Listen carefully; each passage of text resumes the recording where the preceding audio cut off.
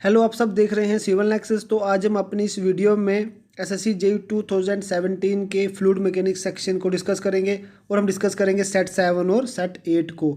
तो सेट 7 में जो सबसे पहला क्वेश्चन पूछा गया था, to avoid an interruption in the flow of a siphon an air vessel is provided. Option A is at the inlet, option B is at the outlet, option C is at the summit and the option D is at any point between the inlet and outlet.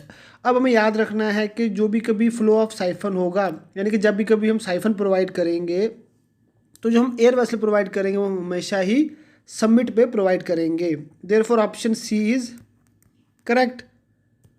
And the next question is the line of action of buoyant force. अब हमें buoyant force का line of action बताना है। Acts through the centroid of the, option A is submerged body, option B is volume of the floating body, option C is volume of the fluid vertically above the body and the option D is displaced volume of the fluid. अब हमें याद रखना है कि जो buoyant force होता है, buoyant force का फार्मूला क्या आएगा? Buoyant force is equal to rho into g into V. और जो वी होगा, वी को क्या बोलेंगे हम? वी होगा volume of displaced fluid, volume of displaced fluid. और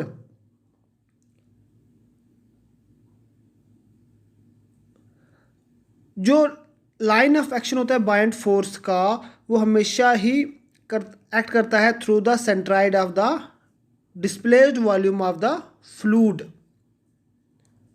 Therefore option D is correct. And the next question is the time oscillation of a floating body with increase in metacentric height will be. Option A is same, option B is higher, option C is lower, option D is lower, higher, lower or higher depending on the weight of the body. अब हमें पता है कि जो time of oscillation है उसका formula क्या है? Time of oscillation is equal to 2 pi under root of K into G का स्क्वायर, के जी का square upon G into capital G M. Capital G M को हम बोलते हैं मेटासेंट्रिक हाइट। तो हमें इस फार्मूला से पता चलता है कि जो टाइम ऑफ ऑसिलेशन है is inversely proportional to the metacentric height. तो क्वेश्चन में कहता है कि जैसे जैसे हम इंक्रीज करेंगे मेटासेंट्रिक हाइट को, जो time of oscillation of body होगा वो डिक्रीज करेगा। Therefore option C lower is correct, because time period of oscillation and metacentric height is inversely related. इन दोनों के बीच में इनवर्स रिलेशन है। तो जैसे जैसे हम मेटासेंट्रिक हाइट इंक्रीज करेंगे वैसे वैसे time period of oscillation decrease करेगा या फिर लोअर करेगा। Therefore option C is correct.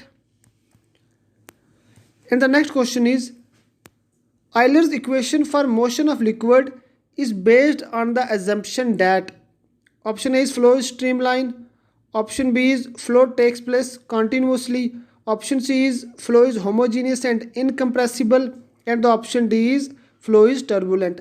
अब हमें जो आयलर्स इक्वेशन की एजम्पशंस थी वहाँ पे हमने एक एजम्पशन मानी थी कि जो डेंसिटी रहेगी वो क्या रहेगी? कांस्टेंट, यानी कि density is constant for Euler's equation. अब जो जिसकी डेंसिटी कांस्टेंट है जिस फ्लूइड की, उसे हम बोलेंगे इनकम्प्रेसिबल फ्लूइड, जो कि ऑप्शन सी में है। Therefore option C is correct.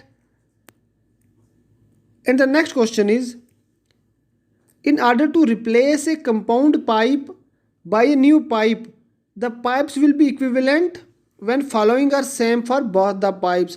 अब हमें बताना है कि पाइप्स इक्विवेलेंट कब होंगी। Option A is length and flow, option B is diameter and flow, option C is loss of head and flow and the option D is length and loss of head.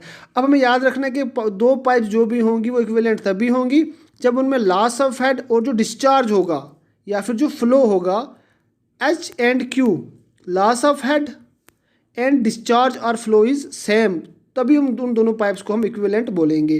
Therefore option C is correct.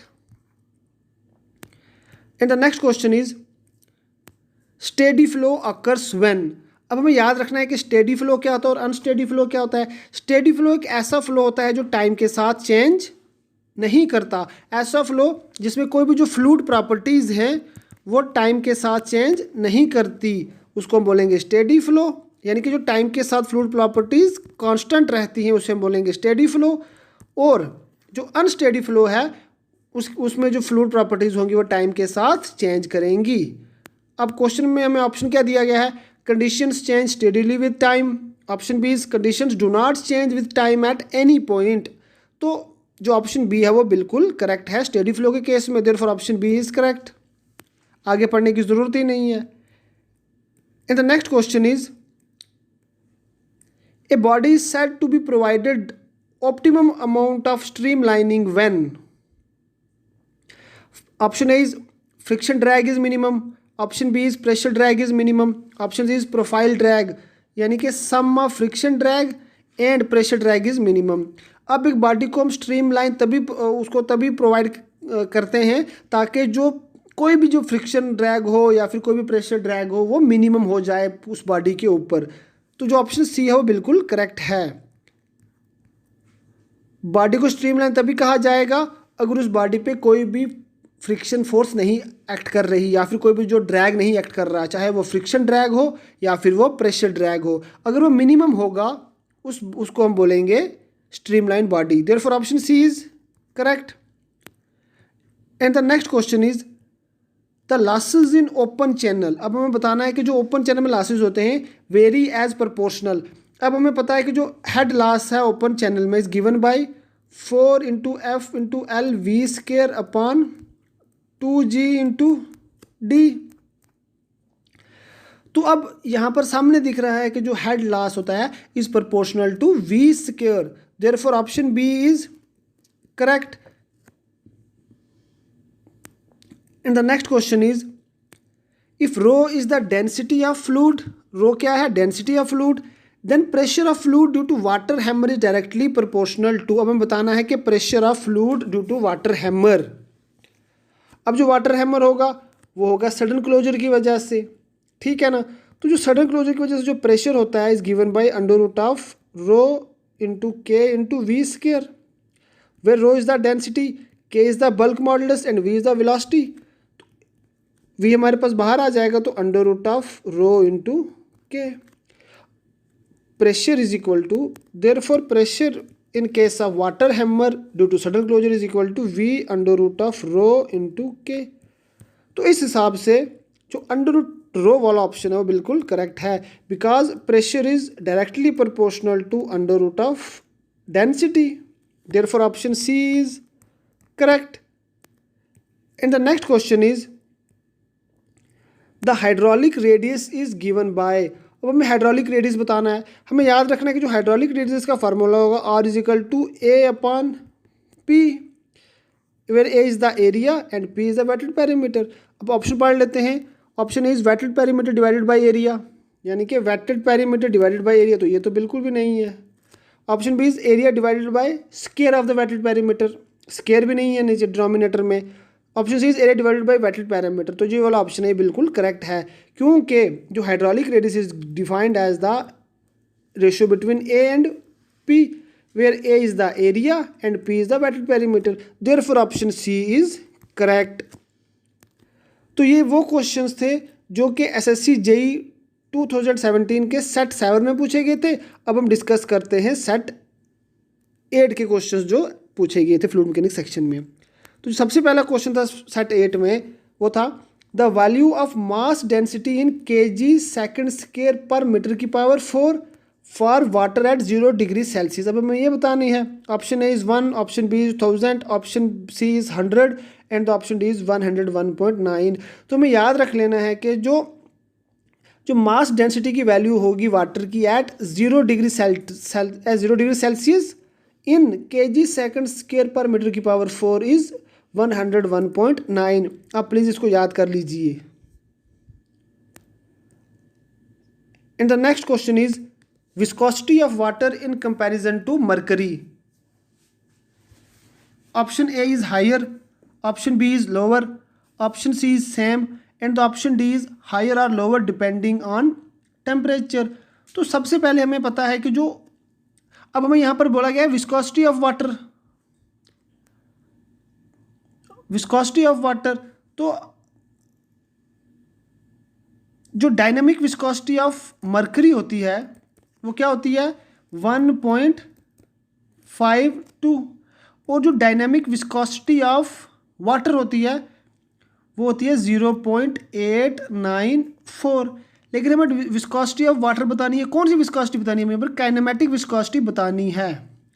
अब जो kinematic viscosity का formula क्या आ जाएगा, mu अपान रो। अब जो mercury की जो density होती है वो बहुत ज़्यादा होती है in comparison with water, because mercury is more dense as compare to water. अब जब मरकरी के केस में डिनोमिनेटर बहुत हाई होगा तो जो विस्कोसिटी होगी काइनेमेटिक विस्कोसिटी कम होगी इन केस ऑफ मरकरी। तो जो विस्कोसिटी होगी वाटर की in comparison to mercury is higher, therefore option A is correct. अब याद रख लीजिए कि जो डायनामिक विस्कोसिटी होती है, डायनामिक विस्कोसिटी जो होगी मरकरी की वो ग्रेटर देन होगी डायनामिक विस्कोसिटी ऑफ वाटर। लेकिन जब हम बात करेंगे काइनेमेटिक विस्कोसिटी ऑफ मरकरी की तो वो कम होगी then the kinematic viscosity of water, therefore option A is correct.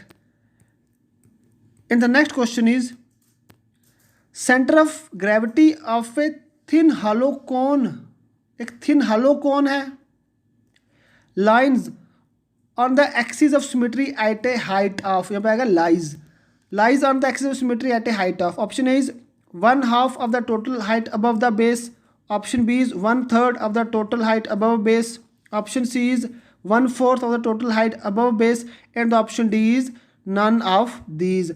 अब जो सेंटर ऑफ ग्रेविटी होगा किसी भी थिन हॉलो कोन का वो लाई करेगा 1/3h, कहाँ से, बेस से, फ्रॉम बेस।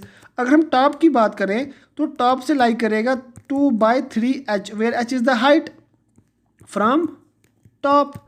अब क्वेश्चन में क्या है 1/2 of the total height above base, नहीं 1/3 of the total height above base.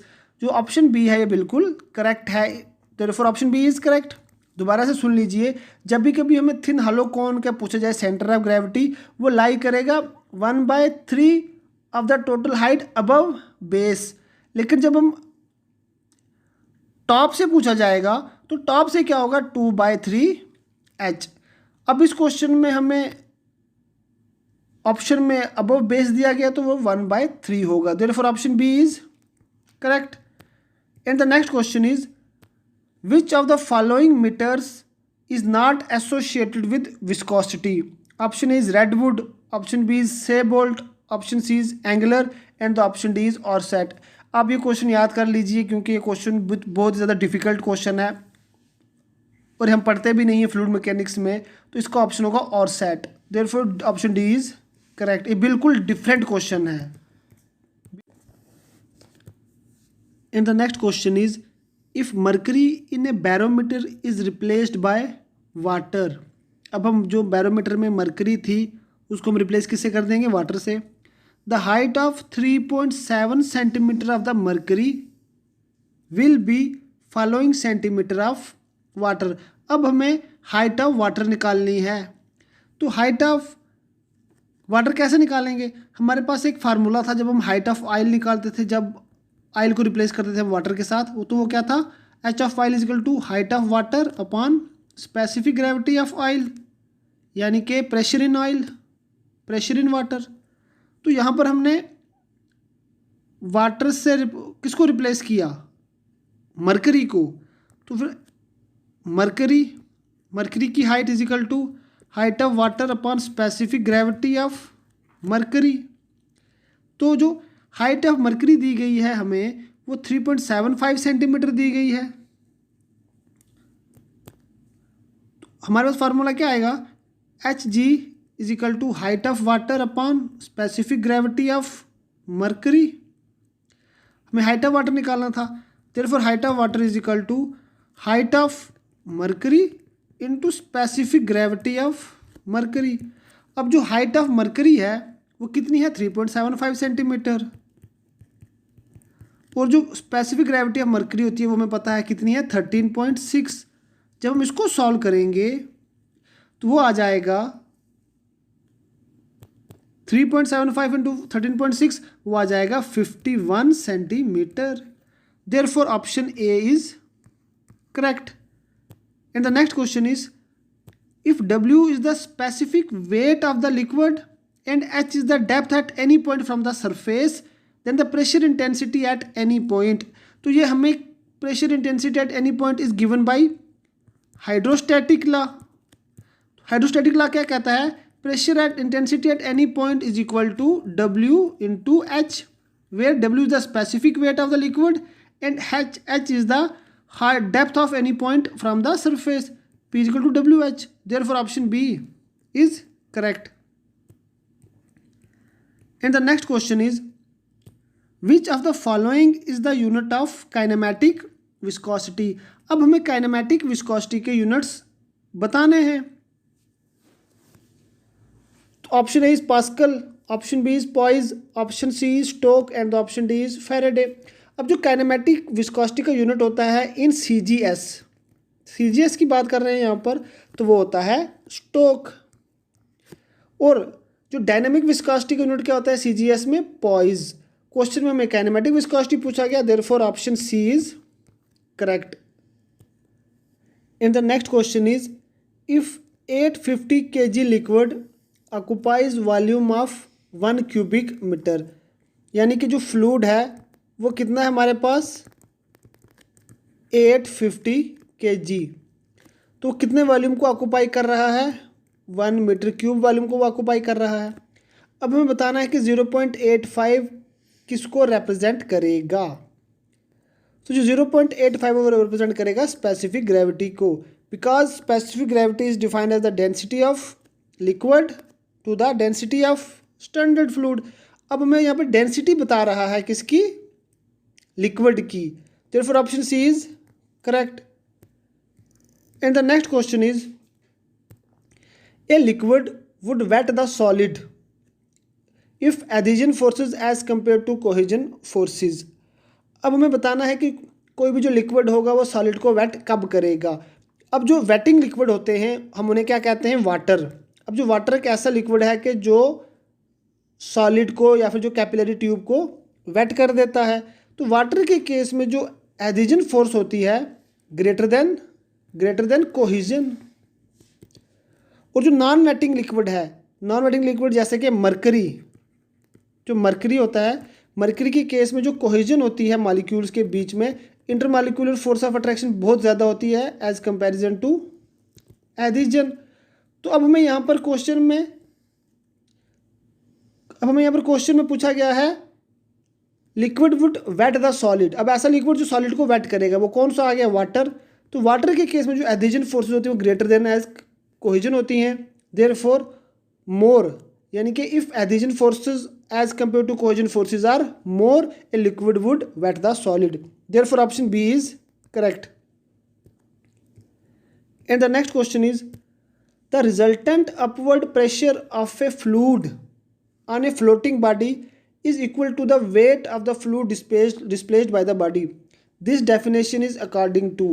अब हमें पता है कि कोई भी जो बाइंड फोर्स नीचे से ऊपर को लग रही है वो किसके बराबर आ जाएगी, volume of the fluid, weight of the fluid displaced by the body. तो जो ये डेफिनेशन दी गई थी आर्चिमेड्स प्रिंसिपल ने, therefore option C is correct. ये आर्चिमेड्स प्रिंसिपल की स्टेटमेंट है कि कोई भी जो रिजल्टेंट जो बायंट फोर्स लग रही है अपवर्ड किसी भी बॉडी सरफेस के ऊपर, तो वो किसके बराबर होगी, wait of the fluid displaced by the body. यानी कि एक बॉडी जितना फ्लूइड डिस्प्लेस करेगी किसी भी फ्लूइड में, जब हम उसको डालेंगे उसको उतनी ही फोर्स नीचे से लगेगी बायंट फोर्स जितना वो fluid weight of the fluid displace करेगी, therefore option C is correct.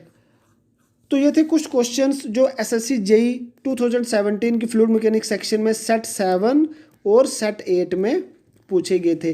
तो मैं उम्मीद करता हूँ आपको ये क्वेश्चंस अच्छे से समझ चले होंगे। और अगर आपको इसी तरह की और सिविल इंजीनियरिंग के रिलेटेड वीडियोस देखनी है तो प्लीज़ आप हमारे यूट्यूब चैनल को सब्सक्राइब कर दें। आपका बहुत बहुत शुक्रिया इस वीडियो को आखिर तक देखने के लिए।